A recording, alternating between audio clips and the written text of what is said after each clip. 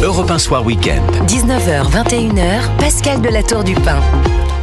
Alors, dans ce studio, Philippe Guibert, Véronique Jacquier. Bon, on va revenir sur Emmanuel Macron, mais d'abord, vous vouliez réagir évidemment aux mots de Mohamed Sifawi. Philippe Guibert, vous étiez vent debout. Parce que Mohamed Sifawi disait en substance, Emmanuel Macron ne comprend rien à la politique étrangère et internationale. Il faut soutenir Israël. Parce que si on appelle à la fin de la guerre, maintenant, je le dis pour les auditeurs d'Europe 1 qui nous rappellent, si on ne détruit pas complètement le Hamas, ça recommencera. Oui, mais c'est une guerre sans fin, alors. Moi, je remarque, Emmanuel Macron se vautre, c'était ce terme. Je constate que Joe Biden et l'administration américaine ont exactement la même position. C'est aussi celle de la Grande-Bretagne, c'est aussi celle de l'Allemagne. Et sur le Liban, en tout cas, Madame Meloni, qui fait une visite à Beyrouth aujourd'hui, a été aussi critique qu'Emmanuel Macron à propos des frappes sur la finule. Donc, je veux bien qu'il se vautre, comme dit Monsieur Sifawi, mais à ce moment-là, tout le monde se vautre. Donc, peut-être qu'il y a une place pour un peu plus de nuance dans le propos. Puis ma deuxième remarque, c'est que je veux bien continuer la guerre à Gaza jusqu'en 2027. Il faudrait juste quand même je crois que Gaza est détruit à 70%. Les bâtiments. Il y a plus de 2 millions de personnes qui vivent à Gaza, qui aujourd'hui sont dans des conditions humanitaires plus qu'épouvantables. Et donc, je ne sais pas si continuer la guerre jusqu'en 2027 est juste humainement possible dans les conditions de Gaza que tout le monde connaît. Véronique Jacquier. Je ne sais pas si si le verbe se vautrer est le verbe adéquat effectivement pour parler de la position et de l'attitude d'Emmanuel Macron. Toujours est-il quand même que je partage avec Mohamed Sifawi le fait que la position du chef de l'État est complètement illisible. Il y a un an, on demande une coalition internationale contre le Hamas. Aujourd'hui, on appelle à un cessez-le-feu. On ne sait toujours pas avec quel interlocuteur. On a vraiment l'impression qu'on est dans des postures et qu'on n'est absolument pas dans quelque chose de constructible. Il y a ensuite la question qui me paraît pertinente et qui nous emmène sur du très long terme, à savoir, mais si la guerre cesse, Israël aurait-il la paix ? Eh bien non, c'est un fait, parce que l'Iran va profiter de ce temps de fausse paix pour se réarmer ou se fortifier. Idem pour le Hamas. Je vous rappelle quand même que le frère de Yahya Sinwar est toujours, en train de jouer un rôle et est toujours traqué par les forces israéliennes. Donc non, le Hamas n'est pas complètement décapité. Et quand Benjamin Netanyahou dit « c'est le début de la fin », c'est vraiment pas la fin, et ce n'est que le début du début du début de la fin. Et après, la posture de Benjamin Netanyahou de dire moi je ne veux pas de cessez-le-feu, je vais jusqu'au bout, parce que la seule chose qu'ils comprennent, c'est le rapport de force et le fait d'être désarmés. Ils ne comprennent pas. Ils comprennent pas, mais pourquoi ? Mais parce que ça pose une autre question de fond. C'est-à-dire que franchement, quand on voit ce qu'est devenu la bande de Gaza, alors certes après l'offensive israélienne, mais aussi à cause de Sinwar, qui a créé une citadelle souterraine, qui a caché des armes. Non, mais laissez-moi finir. Qui a caché des armes, qui s'est servi quand même de sa population, comme de la chair à canon. Donc, ce qui se passe là dans la bande de Gaza, c'est pas que la faute d'Israël quand même. J'ai pas dit ça. C'est la faute du Hamas, d'accord. Bon. Non, mais bien sûr, c'est de la faute de Monsieur Sinwar qui a déclenché cette horrible attaque terroriste et qui a provoqué la réaction d'Israël. Donc en fait, la vraie question philosophique, pardonnez-moi si je peux terminer, la vraie question philosophique dans cet affrontement, et c'est pour ça que Emmanuel Macron, moi, ne me semble pas vautré, mais il me paraît largué, c'est que la vraie question philosophique, c'est on a affaire à un Hamas qui croit que la résistance va mener à quelque chose, mais on se rend bien compte que c'est quelque chose de suicidaire, qu'il y a une espèce de fascination pour le sang, qu'il n'y a pas de victoire dans cette posture, et que c'est un pays qui court à sa perte. Bon, alors Philippe Guibert, répondez à Véronique Jacquier. Qui court à sa perte. Je vais essayer d'être court. Allez-y. Moi je veux bien, mais alors à ce moment-là c'est une guerre sans fin et sans issue. Mais j'en ai peur. Mais Véronique, juste pour qu'on comprenne. Y a-t-il que le martyr comme horizon, si vous voulez. Non mais voilà, répondez-moi à ça. Y a-t-il que le martyr comme horizon Mais enfin, Véronique, Allez, Véronique, je vous ai Guibert, jamais connue comme ça. J'ai pas pu faire une phrase. Allez, Véronique, laissez Philippe répondre. Donc, soit on dit clairement, il faut faire la guerre jusqu'au bout, et effectivement, on est parti, mais c'est pour 5 ou 10 ans. Moi, quand Mohamed Sifawi parlait tout à l'heure de l'exemple de la coalition contre Daesh, ça n'a pas duré 3 ou 4 ans. Ça a duré pratiquement 1 an, mais pas plus d'1 an. Et on n'a pas cherché on a détruit Daesh en tant que proto-État, mais Daesh existe toujours, et le Hamas existera toujours.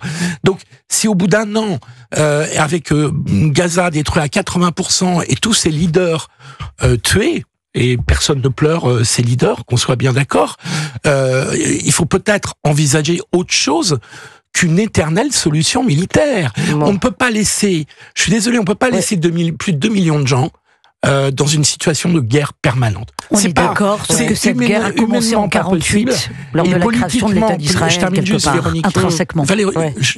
Et politiquement, vis-à-vis des autres pays arabes, ce n'est pas possible non plus. Bon, écoutez, on va pas résoudre le conflit israélo-palestinien tout de suite là. Voilà, donc on va s'arrêter là. Je voudrais qu'on écoute peut-être les mots d'Emmanuel Macron. On va toujours parler de ce conflit, mais d'une manière par un autre prisme.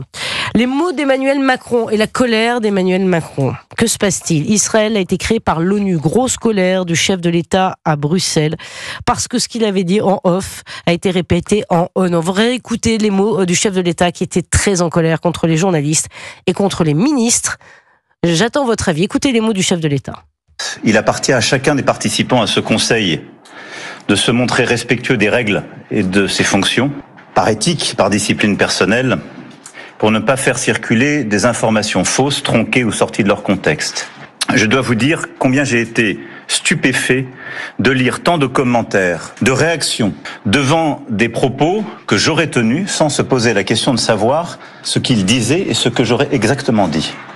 Et je crois que je dis suffisamment sur la situation au Proche-Orient pour ne pas avoir besoin de ventriloque. C'est une preuve, au fond, d'un délitement du débat public et d'un manque de professionnalisme des ministres qui ont répété des propos déformés, des journalistes qui les ont repris et des commentateurs qui ne se sont pas attardés à la réalité et à la véracité de tels propos.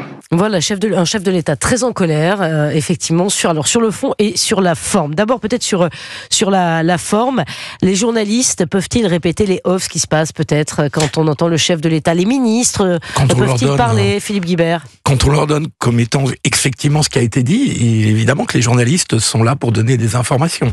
Donc ils ont fait leur travail. Et donc je trouve que Emmanuel Macron réagit de façon très brutale, parce que il est évident que cette phrase était sortie de son contexte. Enfin, je veux dire, on imagine bien qu'il y avait une discussion en Conseil des ministres, évidemment dans le contexte du Liban, de la FINUL, et que les rapports entre Israël et l'ONU, puisque la FINUL c'est l'ONU, qu'il y a des soldats français et aussi beaucoup d'Italiens, évidemment que c'était ça le sujet. Et donc une phrase comme ça, forcément lapidaire, forcément simplificatrice et forcément réductrice. Monsieur Netanyahou, je vous donne la phrase, ne doit pas oublier que son pays a été créé par une décision de l'ONU. Et ce qui est une part de vérité aussi, quand même. Phrase prononcée en Conseil des ministres. Oui, ce qui est une part de vérité. Bah oui. Enfin, je veux dire, regardez le site de l'ambassade d'Israël en France. La résolution de novembre 1947 fait partie de l'histoire d'Israël, est une étape évidemment très importante.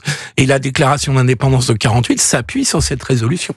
Et évidemment, Benjamin Netanyahou a rétorqué. Véronique Jacquier, sur les offres des journalistes, sur la colère d'Emmanuel Macron, qui engueule les journalistes et les ministres en disant non, mais attendez, ce qui se dit en Conseil des ministres doit rester en Conseil des ministres, en substance. N'invitez pas des journalistes dans ces cas-là, non ? Je trouve ça absolument incroyable que le chef de l'État engueule les ministres. Bon, les journalistes encore, j'ai envie de dire, ils ont l'habitude, mais les ministres, ça en dit long quand même sur l'état de tension qu'il y a au sein de ce gouvernement, quand même, dans sa relation avec le chef de l'État. Non, moi, ce qui me marque, c'est que j'ai l'impression que, la sagesse voudrait qu'on lave son linge sale en famille. Et on se rend bien compte que justement, il n'y a pas de famille. C'est-à-dire que ce n'est plus la simple famille macroniste qui siège en Conseil des ministres. Et ceci en dit long. Voilà. Après, je trouve que si Emmanuel Macron réagit autant à vif, c'est qu'il est particulièrement touché.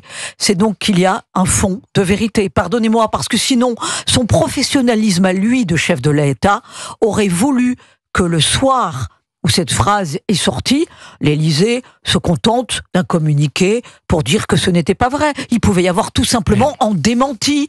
Donc là, moi je ne comprends même pas pourquoi Emmanuel Macron revient encore là-dessus en humiliant quelque part certains membres de son gouvernement, même s'il ne donne pas des noms. Ouais. Voilà, je trouve qu'il va quand même il doit beaucoup... les avoir les noms et je pense que ça a dû siffler. mais oui, enfin bon, les journalistes connaissent les noms, mais je trouve qu'il va quand même beaucoup trop loin et il est humiliant et arrogant. Voilà. Bon. Voilà. J'ai l'impression que s'il dit Philippe que Guibert.